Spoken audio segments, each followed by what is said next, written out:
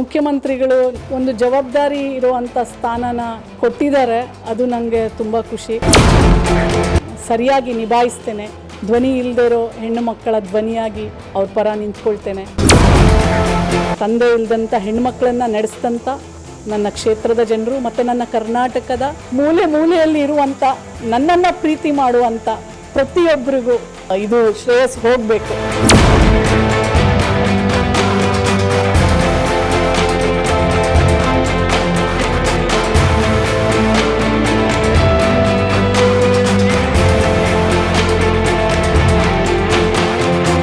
ತಾವು ನಿರೀಕ್ಷೆ ಪಟ್ಟಿದ್ರೆ ಮೇಡಮ್ ಈ ಸ್ಥಾನ ನಿಮಗೆ ಒದಗುತ್ತೆ ಅಂತ? ಇಲ್ಲ ನನಗೆ ನಿರೀಕ್ಷೆ ಇರಲಿಲ್ಲ. ಬಟ್ ಮುಖ್ಯಮಂತ್ರಿಗಳು ಒಂದು ಜವಾಬ್ದಾರಿ ಇರುವಂಥ ಸ್ಥಾನನ ಕೊಟ್ಟಿದ್ದಾರೆ. ಅದು ನನಗೆ ತುಂಬ ಖುಷಿ.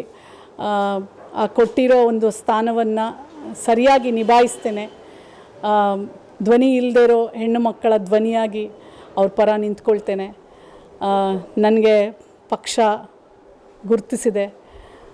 ಅಧ್ಯಕ್ಷರಾದಂಥ DK ಶಿವಕುಮಾರ್ ಅವರು ಪ್ರತಿ ಕೊಡುವಂಥ ಕೆಲಸವನ್ನು ಭಾಳ ಯಶಸ್ವಿಯಿಂದ ಮಾಡ್ತಾಯಿದ್ದೆ.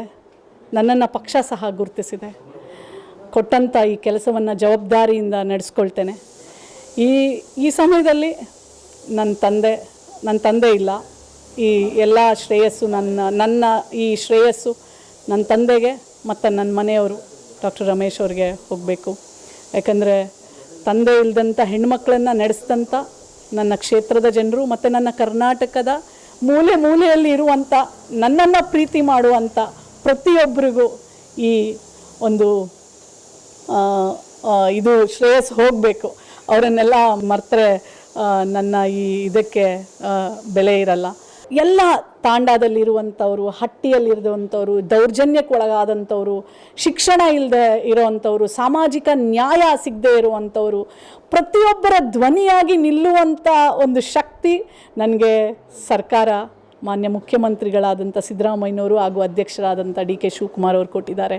ಅದನ್ನು ಭಾಳ ಜವಾಬ್ದಾರಿಯಿಂದ ನಿಭಾಯಿಸ್ತೇನೆ.